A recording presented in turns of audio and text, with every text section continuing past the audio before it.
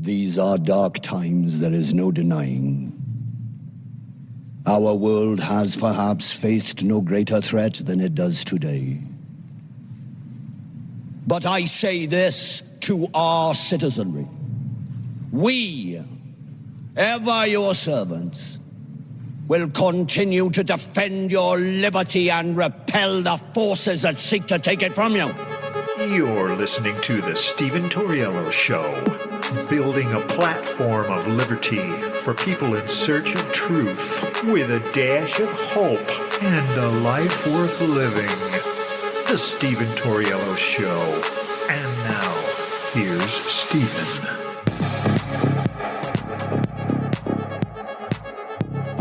What's up, ladies and gentlemen? Welcome to the show. As always, thank you for tuning in.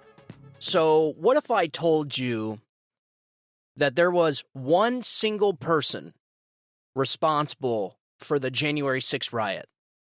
And it's a name nobody has really ever mentioned. So, there was an interview that was done right around the time that the terrorist Hamas savagely attacked innocent civilians in Israel. And it was an interview of Tarik Johnson by Stephen Gardner. It was a quick interview, maybe 30 minutes. I think it was Stephen Gardner's podcast. And the information that was revealed in that interview is shocking. So I want to talk about, because this must be a top priority for one of the committees in the Republican-led House immediately. Like, we got to get to the bottom of this immediately, because I think if they pulled on this thread, it would unravel the entire January 6th narrative, and I think it would unravel the January 6th case against Donald Trump. And I would imagine that this guy, Tarik Johnson, is going to be a lead witness in that trial, because, well, it's crazy. So we have a lot of stuff to get into. I'm going to try and get it all out here in about a half hour. Keep the show short and effective. I think first what we need to do, I'm trying to figure out how to lay this out. So first, I think we need to realize why Americans were there. Americans were there because they were pissed off that their election was just, in their eyes, stolen from them, and rightfully so for them to think that. At the very least, the election was rigged, and to me, a rigged election means a stolen election. I don't understand the difference between the two. If you rig something, that means you stole it. If you rigged a championship, if you rigged a football game and you won, that would mean that you stole that football game, correct? All right. So we know that the election was rigged. We know it's rigged because there's massive amounts of evidence all over the place. And I'm sure this episode's probably going to get banned on YouTube. But the thing is, on this show, we are going to go through the facts. And it's going to be facts from a former Capitol Police lieutenant who is the head of procedural operations for the electoral votes on January 6th that day. And he was not given vital intel of possible violent militias, violent threats that were going to take place that day. So if you've really paid attention or read into January 6th, there was a oversight committee testimony given by Stephen Sund, which was the Capitol Police chief. The Capitol Police chief wasn't even given this vital intel. And what if I told you that one single person purposely sat on that intel for weeks without sharing it to anybody? Well, it was certainly not Steve Sund or Tarik Johnson. That we know for a fact. So I think I want to start off with this article. It was an article put out by Politico. Because I think Politico is probably, believe it or not, I think Politico probably, it actually does a pretty good job. And here's the thing, though. The article is from October of 2021. Yes, and at the time of writing this article, Tarik Johnson was not a whistleblower yet. He was a whistleblower, but he did not want to reveal his identity yet. So I think it's because he was still in a case. They were trying to fire him, and he had a legal battle he had to get through, and he won. And you'll hear that in some of the audio. So let's get into this. There's so much to get into. This is huge, folks. Huge. Wait till you hear some of this audio. All right, so here's the article from Politico. Capitol Police whistleblower delivers scathing rebuke to 2 of its senior leaders in January 6. So the whistleblower alleges, among multiple serious allegations, that former acting chief Yogananda Pittman lied to Congress about an intelligence report Capitol Police received before the day's riot. So that's the person that I'm talking about, Yogananda Pittman. The whistleblower accuses Sean Gallagher, the Capitol Police's acting chief of uniformed operations, and Yogananda Pittman, its assistant chief of police for protective and intelligence operations, of deliberately choosing not to help officers under attack on January 6. So not only did she hold back intel from Tarik Johnson and from Steve Sund, but she completely ignored Tarik Johnson when he was begging for backup on January 6th, and she ignored him. And here is the audio of Tarik Johnson talking about that. Check this out. House chambers the Senate chambers first, after begging Yogananda Pittman during the Capitol breach, because I knew that we needed to de-escalate the situation. We needed to get the members of Congress out because they were the biggest aggravating factor in the building. So after they started breaking in the building, I went over the radio and I begged her multiple times for help. I begged her during the breach if we could evacuate. She would not answer the radio, and I know she heard me. And that was at 2:28. Then, so while I'm evacuating the Senate side, getting the senators out first, I can't do both because I can't see on the other side. Yogananda Pittman she's in the command center, so she can see everything inside. She can see on both sides. The cameras show everything. She would not have helped. So I couldn't, like I said, I didn't want to evacuate the House side because I wasn't over there because I was still dealing with the senators. At around 2:36, an officer went over the radio saying that they were trying to break in on the House floor. So then I started the House evac from the Senate side and giving them instructions on how to do it. Now, if you listen to all this, like, you don't have to believe me. All these radio transmissions are now public and you can listen to it. And you will absolutely hear her abandon her troops on January 6th. Her responsibility was supposed to protect the police officers, Congress, and even the demonstrators that came into the building. Because you are supposed to, as a law enforcement officer, protect people from themselves. You know, these people were angry. They believed the election was stolen. Whether you believe that it was stolen or not, you know that they were angry because of it. Yeah. Now, it was an 8-minute gap before I called for the evac of the House side after I did the Senate. And if Yogananda Pittman would have helped me a little bit, Ashley Babbitt would have never gotten shot. Whoa. Ladies and gentlemen, he is accusing Yogananda Pittman of the death of Ashley Babbitt. And he may be right, because I'll tell you this, if she purposely held this intel for weeks, knowing that there was going to be violent protests, knowing that there was going to be people during that protest that were going to be violent or wanted, were clearly making threats of violence, and she purposely held back intel from 2 of the most important people that needed it, then how could you not say she is directly responsible for Ashley Babbitt's death? That is bombshell number 1. And so back to the Politico article. The whistleblower accuses Gallagher and Pittman of deliberately choosing not to help officers under attack on January 6 and alleges that Pittman lied to Congress about an intelligence report Capitol Police received before the day's riot. After a lengthy career in the department, the whistleblower was a senior official on duty on January 6. The whistleblower's criticism went beyond Capitol Police leaders to Congress. Without naming specific lawmakers, his letter accuses congressional leaders of having, quote, purposely failed to tell the truth about the department's failures. Oh, yeah. So Politico obtained the letter detailing the allegations, which is circulating among Capitol Police officers, and is publishing portions of it here. To protect the whistleblower's identity, Politico is not publishing the letter in full. Well, this is an old article. We already know that it's Tarik Johnson who was the whistleblower. And this was a quote from the letter. The truth may be valued less than politics by many members of the congressional community, to include those that have made decisions about the leadership of the USCP post-January 6. But I believe the truth still matters to real people, and certainly the men and women of the U.S. Capitol Police, the whistleblower wrote. A spokesperson for the Capitol Police sent a statement in response to the letter that begins with, quote, "A lot has changed since January 6. Although there is more work to do, many of the problems described in the letter have been addressed." Okay, great. So Nancy Pelosi, Mitch McConnell, and the Washington Deep State Swamp conduct this major false flag operation, and I think that's certainly what it was.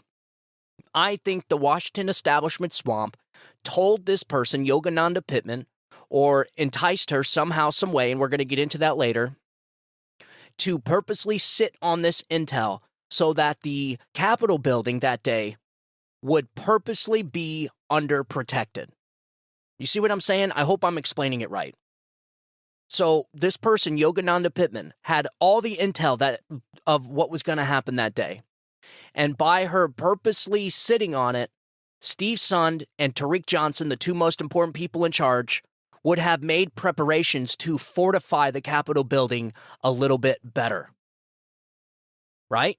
So by her sitting on that, it wasn't fortified good enough and therefore caused a whole riot. And we're not even going to mention the possible hundreds of undercover informants that were in the crowd, because we know they were in the crowd because since then, Stephen D. Antuono, who was the leading FBI agent in charge of the Michigan field office, where that just finished with the Gretchen Whitmer kidnapping plot, that entire entrapment scheme.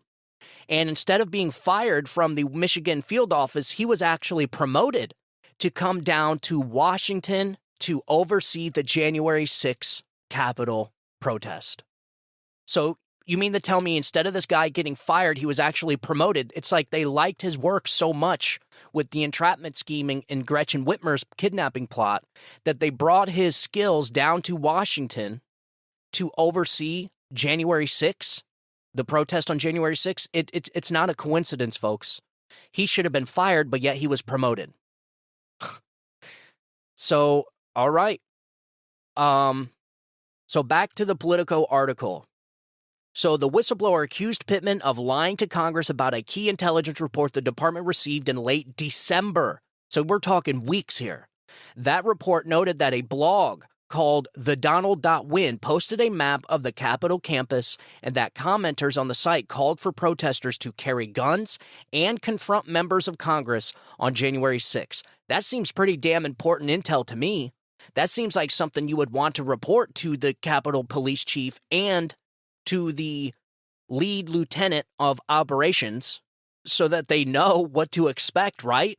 Is that not dangerous? These people could have been killed because she withheld that info. You mean to tell me that she just forgot to hand down the intel? There's no way, folks. No way. So Pittman told congressional investigators in April that a cohort of senior officials in the department were also aware of that intelligence before the attack. The whistleblower claimed in his letter, however, the other officials did not receive the intelligence report, that Pittman lied when she said they did. And I have some audio here. You guys remember Steve Sund's testimony to the oversight hearing. And this is another piece of audio of Steve Sund explaining how important that intel would have been. Here, check this out. Chief Sund, some have characterized January 6th as an intelligence failure. Is it true that when you were chief of police, Ms. Yogananda Pittman was the assistant chief of police in charge of the intelligence division, yes or no? Yes, sir.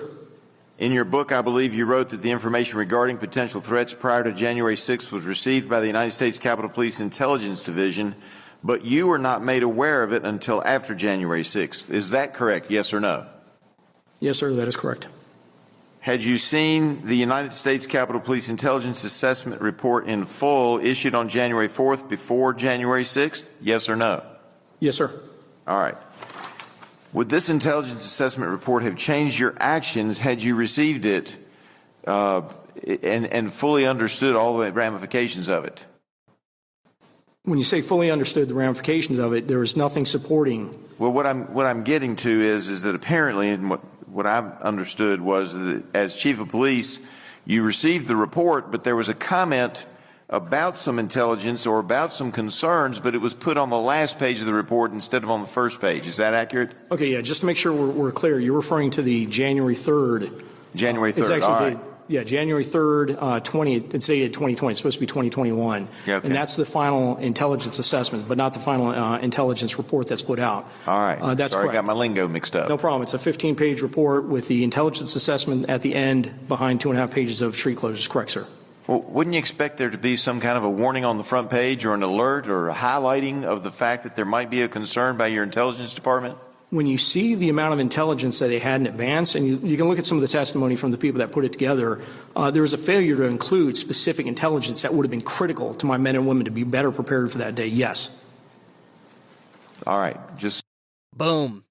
There you go.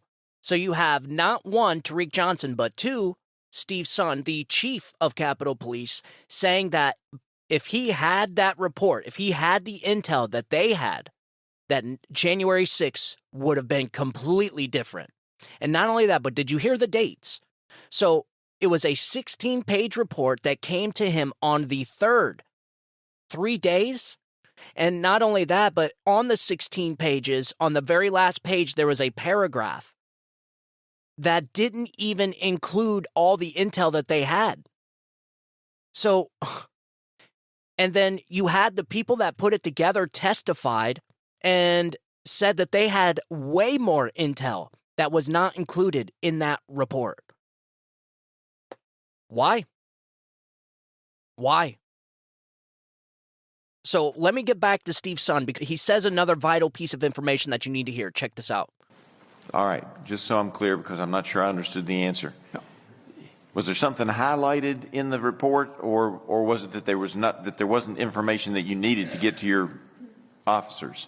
Yeah, there wasn't information. There was when you talk about the assessment, the intelligence assessment, the very last paragraph doesn't tell you anything other than pretty much what we're expecting from any of the previous MAGA rallies, that it could be, there could be some danger, there could be some so it was a fairly standard response and not something that would have highlighted that there was a real threat and a real concern.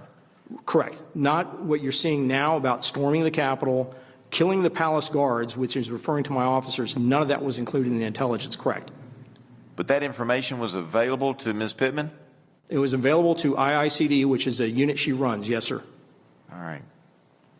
And Ms. Pittman approved that report that did not pass that information on to you. Is that correct? It came out of her unit, sir. All right, so right after that, so not only did Steve Son say that she didn't supply them with the vital intel, but you also have Tarik Johnson saying almost exactly the same thing in that interview. Here, check this out. To cause chaos agents, basically, right? And we know this is true because those people that infiltrated these patriot groups, or whatever you want to call them, had to testify in order to send people to jail, right? So they knew that these people were coming, but they didn't relay any of this to the Capitol Police. If they did, they would have told Yogananda Pittman during one of her many intel briefs. I know she had at least one intel briefing days before the 6th where Chief Son wasn't invited to. He was the actual chief. But, she's the intel, so you got to make sure that she's there since she's the intel chief. Some people from the FBI could have sent analysts information, and I believe some of them did. And they would have had that information. They would have given that information to Yogananda Pittman, and Yogananda Pittman apparently sat on that information. And that's just what we know. We know she sat on 21 TD 159 because that was the one that was made basically most famous from the testimony. But other intel reports too that agents passed on to Pittman, we don't know if those reports ever made it to the people who needed it. I know I never got these things. And I'm working in the Capitol. On the day of January 6th, my job, I was one of the commanders. I was the commander in charge of routine operations doing the counting of the electoral votes on that day in the building. Yeah. And you didn't give it to me. He seems like a pretty important person you would want to give that type of intel to, no? So in the report, the 21 TD 159, I have it right here. And the title of the summary is A Review of the Security Planning and Response Failures on January 6th. I repeat, response failures on January 6th. This entire report is essentially blaming January 6th on the response failures, on Yogananda Pittman. And so you have to ask yourself, well, what would be her motive? You always have to ask the word cui bono. That is Latin for who benefits. So who would benefit from sitting on vital intel, essentially allowing the entire event of January 6th to take place? Who would benefit from that? Well, Tarik Johnson lays out who he thinks benefited and why in that interview. And here's the audio for that. So the guy in charge of making sure that the most important people in our country are safe, they purposely withheld information from you. I believe it was on purpose. Yes, I believe she sat on it. Now, I don't think, I don't know if she knew everything that was going to happen with all the deaths, but I do believe that she did it so that Chief's son would look bad, because basically if something were to occur at the Capitol, you're going to blame the highest ranking person, which would be the chief. And she was the next person in line to become chief, and I believe she did it to gain favor from Nancy Pelosi. Whoa. Was there any bad blood between her and the current police chief at the time? No, the only bad blood is that I believe that she was irritated that he was occupying a seat that was supposed to be hers. Whoa, ladies and gentlemen. We have a motive. So when you ask yourself, cui bono, who benefits? I think Nancy Pelosi would benefit. Why? Because then she can completely destroy the Make America Great Again movement on top of the Washington corrupt establishment's biggest threat, Donald Trump. The guy that promised the American people he would disassemble the deep state. So Nancy Pelosi benefits. And who was supposed to get to the bottom of January 6th with the January 6th Select Committee? Nancy Pelosi. I didn't see Nancy Pelosi questioning herself on that committee. They put together that committee pretty quick, didn't they? Pretty quick. And not only did they put it together pretty quick, but it was an unconstitutional committee. Why was it unconstitutional? Because Nancy Pelosi rejected the Republicans' picks for the seats in that committee, and she handpicked her own. She handpicked Liz Cheney, Adam Kissinger, and somebody else, but she picked Republicans that, guess what, just so happened to hate Donald Trump the most. And so what the January 6th committee was a giant Stalinist show trial. It was the same stuff they did back in the Soviet Union. That's all it was. The January 6th trial was nothing but a gift wrapping of the entire false flag operation. So I think this entire thing was planned from the very beginning. And you might say, yeah, but the government's not that smart. They're wasteful, bloated, ineffective, inefficient. Yeah, they are. But people like Nancy Pelosi, the upper echelons, the people Chuck Schumer says they have 7 ways to getting back at you. The same people that conducted the fake Russia collusion hoax, the same people that did the fake impeachments, the fake Ukraine investigation, the people that were targeting Trump the entire time. Oh, they're very smart. These people almost conducted a soft coup against a sitting president, not once, but 3 times. And they were very effective. Look how well they worked on millions of Americans. You still have people talking about the Russia collusion hoax as if it's real. And so there is a lot of people to benefit. The entire Democrat Party benefits because without January 6th, they have nothing bad to say about Republicans other than the racist bigots, which that narrative was losing steam after people realized just how racist the Democrats were and how racist Joe Biden was. And so without January 6th, they would have nothing to go after Trump on. Nothing. And he probably would have won in a landslide in 2024. And so because of January 6th, This is exactly what they're using against Donald Trump to wrap him up in these trials, to kneecap him in his 2024 campaign. I'm telling you, it's genius, folks. These people may be extremely evil, and that makes them evil geniuses. And so not only did Tarik Johnson say that he thinks Yogananda Pittman did it to essentially benefit herself and Nancy Pelosi, I think she took direct orders from Nancy Pelosi and possibly Mitch McConnell. We don't know, because there was never a real J6 investigation done, which is, I think, one of the biggest things that the Republicans in the House should have started. We need a real investigation into January 6th, a real one. The American people cannot move on until they figure out what happened on January 6th. Never. There will be no unity. There will be no nothing until we get to the bottom of January 6th. And you cannot count the Nancy Pelosi show trial, because it wasn't real. That was not a committee trying to get to the truth. That was a committee trying to create a narrative for the Democrats' campaign to defeat Donald Trump. And so here's another piece of audio from Tarik Johnson. I know there's a lot of audio, but I had to. It's a 30-minute interview, and there was a lot of stuff in there. But I think all these things are very important for you to hear. And I think in the coming weeks, this is definitely going to be an explosive issue that we need to get to the bottom of. And here's an audio clip of Tarik Johnson explaining what happened to the other officers that tried blowing the whistle on the entire ordeal on January 6th. Here, check this out. What ultimately ended up happening with your job? Because I know, or at least I believe, you were never called to testify to Liz Cheney or anybody on the January Select Committee. What happened to your job? I resigned. Now, they did try to fire me, but I fought that and I won. And as soon as I won and they processed me to come back, I resigned because I wanted to win. And I did. But knowing everything that I know that they did, it was no way I could work for Yogananda Pittman ever again. I know everybody's going to blame Donald Trump probably for years to come for January 6th, but if somebody has a meter, Donald Trump would be a 1 on that meter and Yogananda Pittman would be a 99. This was caused by her.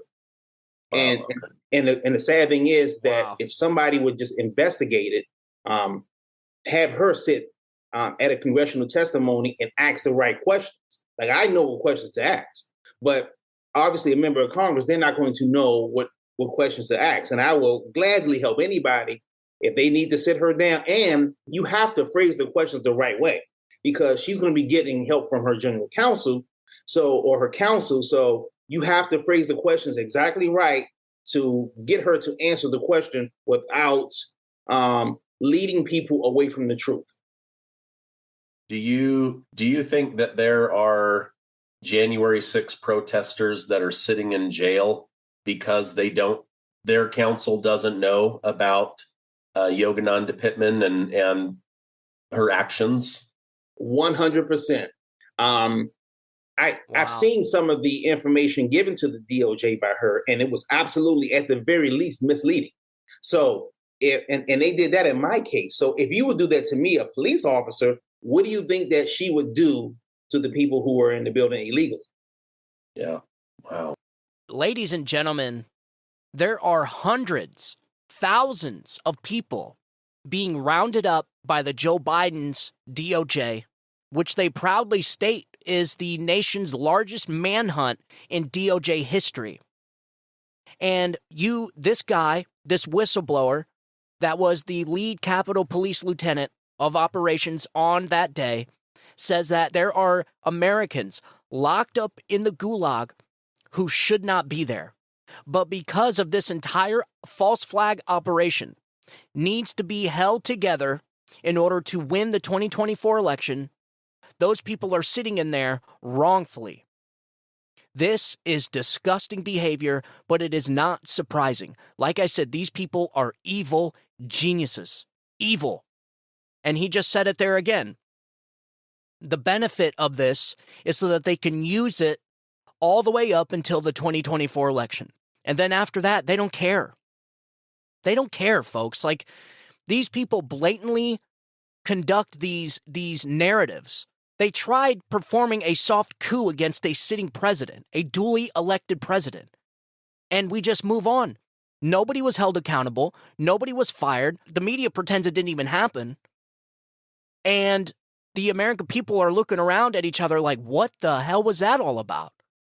Did we just watch a soft coup against a sitting president and nobody was held accountable? And Hillary Clinton has the audacity to come out on stage and call Donald Trump a criminal and call MAGA supporters extremists and say that Trump supporters need to be deprogrammed. This woman is probably one of the most evil people we've ever seen in this country. And not just because what she did to Donald Trump in this country, but what she did to other countries like Haiti and all the other corrupt, fraud, money laundering schemes that her and her family have been involved in, just like the Bidens. I mean, Hillary Clinton learned from Joe Biden about money laundering, or vice versa. We don't know yet. About how to conduct these corrupt schemes with shell companies and money laundering and hiding and concealing money with foreign businesses, foreign companies. It's sick. But all of this is about the election. And that's exactly what Tarik Johnson says in this last audio clip. So I got one last clip that you need to hear from this interview. This was an awesome, insanely informative interview that I cannot believe nobody has really listened to, that hasn't made the headlines.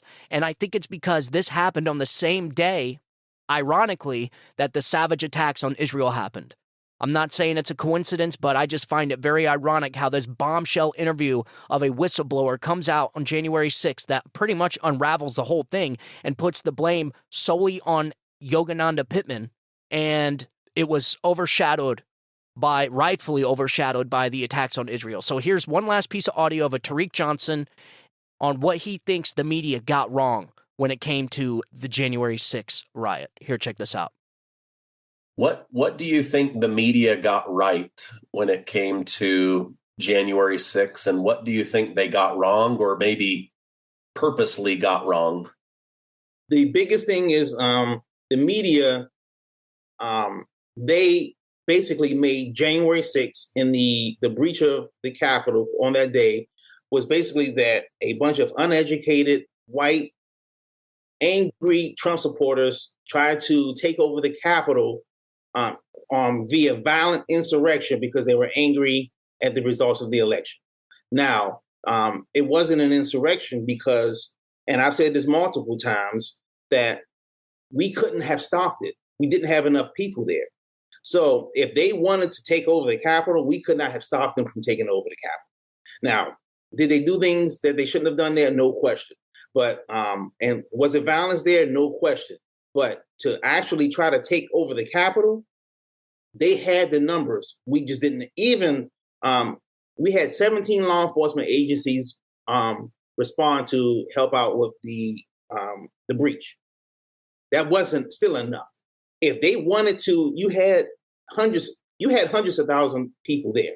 I know they may have said maybe 1,000 people got into the building. It had to be more than that, in my opinion. And the building was surrounded on all sides. So if they wanted to take over the building, we could not have stopped them. It would have been impossible.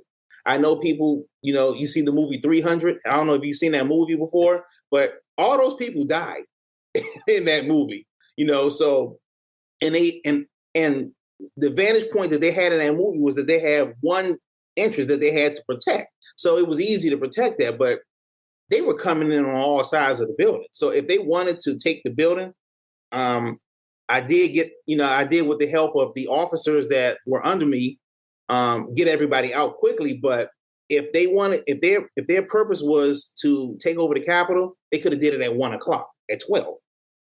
Yeah, just by the sheer volume numbers, of human body. We could not have stopped it with the people we had there. It would have been impossible. So the media got that wrong. And with the media, and I don't know if they got it wrong. They just don't. I think they have to keep that narrative just like it is until after 2024, until after the election. Because you have your people who are going to vote for Trump no matter what. You're going to have your people who are going to vote for Biden no matter what. But the people that are in the middle and they could go either way, then the hope is for some of these people that are in charge that they don't vote. They don't vote for Trump because he basically incited the insurrection. But that's not the truth. The truth is Yogananda Pittman did this. And if people actually knew that, then some votes that would go to Biden would now go to Trump and he could win the election. So that's what this is about. The truth is going to come out about January 6th. The question is, does it come out in 2024 or does it come out in 2025? I'm trying to make it come out in 2024. That's my goal. Yep. That's exactly it, folks. They know the truth is eventually going to come out about January 6th. Just so long that people believe it in order to get Joe Biden across the finish line. That's all they need. And then after that, it's going to be just like the Russia collusion hoax. There's not going to be any accountability. The media won't even admit they were wrong the entire time. I mean, look at the media now. They don't even call it an insurrection anymore. Of course, they'll have people that call Donald Trump an insurrectionist. That's just because they want to inflict maximum damage. But remember when it first started out, it was this deadly insurrection. And then you find out the only people that died that day was Trump supporters, Trump protesters. And so they don't even call it a deadly insurrection anymore. So we went from deadly insurrection to now the January 6th riots. So the media is not going to be held accountable. Nobody that conducted this operation against the American people is going to be held accountable. Chris Wray, we need to know so much stuff. The American people have a right to know what the hell happened on January 6th. How many informants were there? And if what Stephen D'Antuono says is true, that there were so many informants that they lost count, then why didn't these people step up and stop anything? Not only did they not stop it, but we now have body cam footage showing that they were cheering for it, that they were cheering it on, helping people up scaffolding, saying, go, go, go. This is insanity. This was, just like I've been calling it, from day one, none of this added up. None of it. From day one, this has been a false flag operation conducted by the United States government against its own people so that they can use it for exactly what they're using it for now. To kneecap Donald Trump in the 2024 election because they knew he was going to run again, and also to try and lock him away and cut the head off the snake of the Make America Great Again movement. This is not the establishment coming after Donald Trump.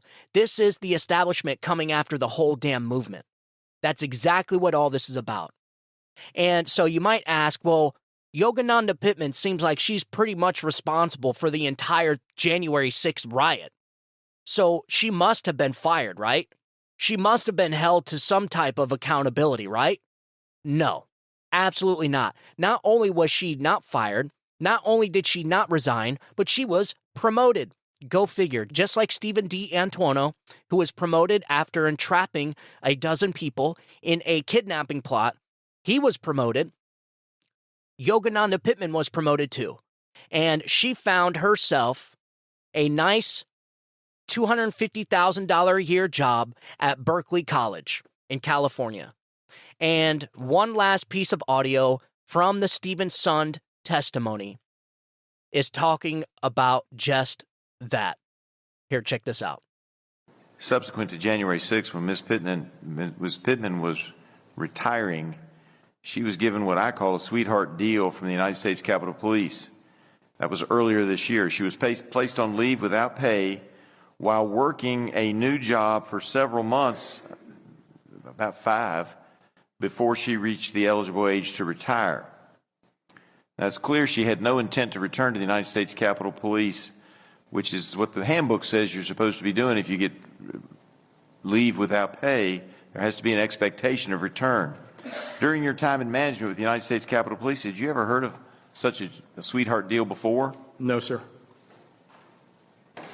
When you were in management, did counsel Thomas Tad DeBias ever indicate that you had the power to give somebody a leave without pay so they could get to retirement without an expectation that they would at least attempt to return to the United States Capitol Police Service? No, sir, not that I recall. Nope. Nobody's ever told you you could do that? No, sir. Did you think you had that power? It's written in the policy that you can't offer. You can't offer, but there's a requirement there be an expectation to return. In this case, there was not. That is correct. So you never had the expectation that you could give somebody leave without pay unless they were planning on coming back. Somebody that might have a health problem or something like that's what it's for, isn't it? Correct. That's the policy. All right. Since January 6, 2021, have you learned of other intelligence reports, and I think you mentioned in your opening, in the possession of the United States Capitol Police or other federal agencies which could have been of assistance to you and your decision-making on January 6th? Yes, sir, I have. All right. I see that my time is up, and so I will now yield back, Mr. Chairman. So how about that? So not only is what they did for Yogananda Pittman not allowed, it's never even been done before. They allowed her to essentially work at two places. They allowed her to stay the rest of her time until she could retire, which so that she can collect her pension, collect her 401k, collect all her benefits, but they put her on administrative leave, and then they allowed her to go to California and get another security job or the lead of a police force at Berkeley College, making $250,000 a year. Tell me this wasn't a setup. Tell me this was not a false flag operation. Nancy Pelosi or whoever directed this entire operation, incentivized Yogananda Pittman to do this from the very beginning. And it probably sounded something like this. Miss Pittman, all we ask you to do is just sit on any intel that you get from today all the way until January 6th. And then after January 6th, you can release whatever you want. No matter how much they beg you for help, no matter how much they ask for support, whether it's coming from Steve Sund or Tarik Johnson, do not give them this vital intel, and we will take it from there. And this is where they plant all the undercover informants from different intel agencies. How many? We still don't know. And not to mention the pipe bombs. The pipe bombs that we still to this day have no idea who planted. They were timed to go off to create maximum distraction, which actually pulled 149 officers from the Capitol building to where the pipe bombs were, so that it left the Capitol building even more vulnerable. I got a report here real quick because I know this was a lot longer than I wanted it to be. There was another report that came out. This was actually put out by the Blaze Media, and they did a story on this not that long ago. This came out in August. And towards the bottom, it goes over how many officers were there. And they called it the U.S. Capitol Mousetrap. It says Baker indicated that ahead of a high-profile protest day with 6 permits issued, policy for Capitol Police would normally have dictated that those on graveyard shifts would stay for 16-hour stretches. Instead, they were sent home at 7 a.m., while additional forces on administrative leave weren't even called in. Forbes reported that over 1,800 sworn officers in the USCP as of September 20th, a congressional inquiry forced USCP to admit that on January 6th, only 195 officers were deployed to interior or exterior posts at the U.S. Capitol, and 276 more were assigned to the department's 7 civil disturbance unit platoons. Whereas USCP documents indicated 1,214 officers were on site across the Capitol complex of buildings.